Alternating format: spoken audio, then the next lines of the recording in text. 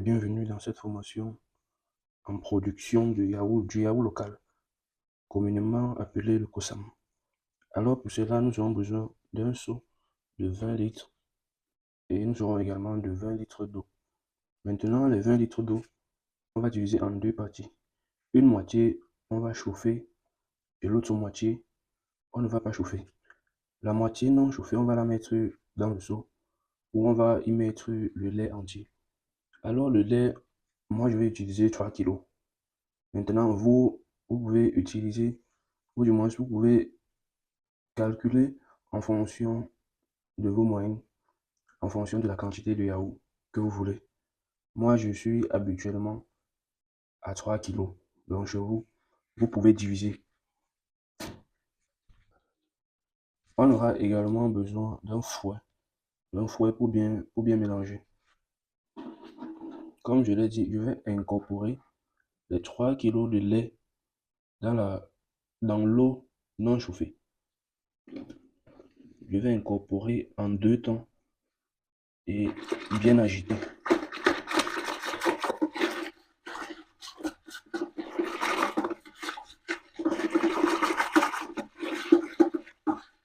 Je tiens à préciser que pour cette étape, l'eau doit être bien froide, ne pas dire glacée, mais bien froide. Sinon, ça va gâter le lait.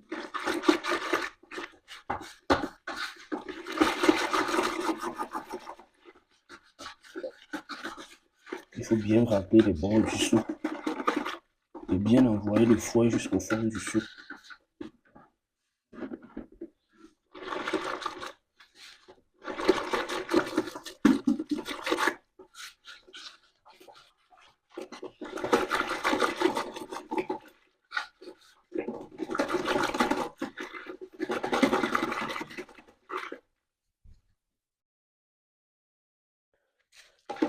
Après avoir incorporé et bien mélangé, je vais transporter ça à l'endroit où je vais laisser pour la fermentation.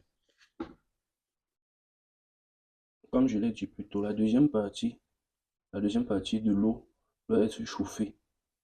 Elle doit être chauffée, mais elle ne doit pas bouillir. Dès qu'elle aurait formé des bulles au fond, ce sera bon. La plupart des gens vous diront qu'il faut faire bouillir de l'eau. Mais lorsque vous faites bouillir de l'eau, cela rend votre yaourt gluant. Et les clients, généralement, n'aiment pas consommer du yaourt gluant. Donc, on aura besoin simplement d'une eau chauffée. Comme je l'ai dit, on va y verser la deuxième partie de notre eau chauffée.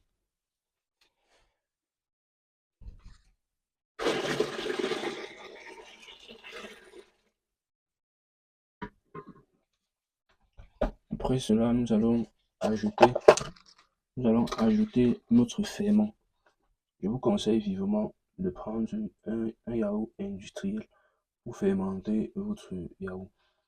Cela est dû à ce que ce yaourt industriel contient quelques éléments de ferment, ce qui permet que ça va protéger votre yaourt et lui donner un long moment, ou du moins lui permettre de bien durer avant de périmer.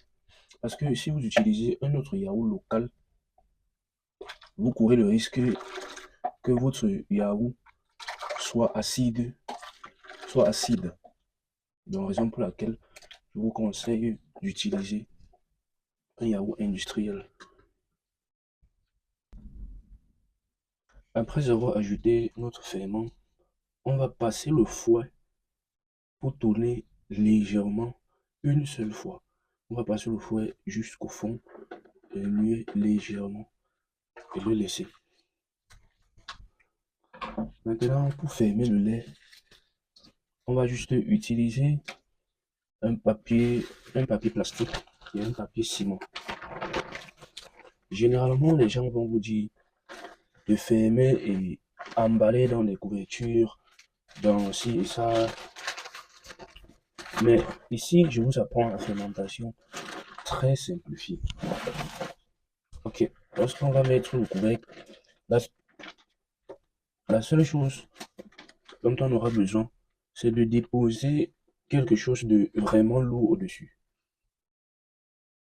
Déposer quelque chose de vraiment lourd au-dessus et on ne doit pas bouger le seau avant 24 heures. Certains vous diront, on fermente le yaourt à 9 heures de temps, 8 heures de temps.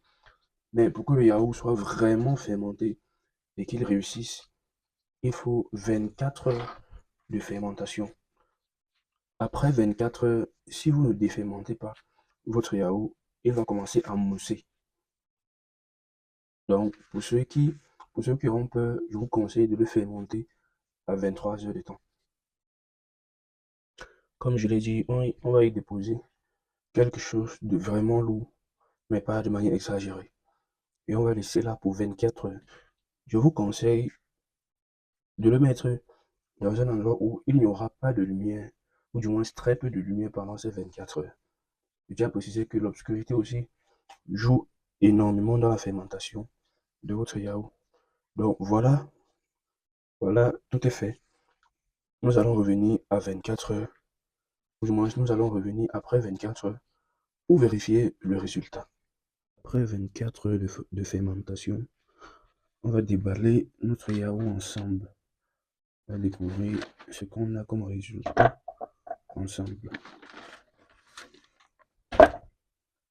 Là, le yaourt a bien fermenté.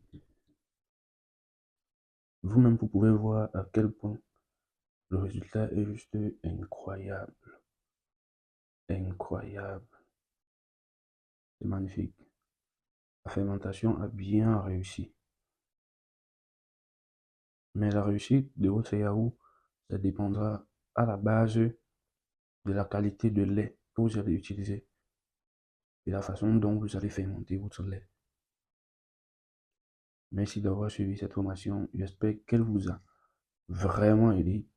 Et si vous avez des préoccupations, n'hésitez pas à me les poser.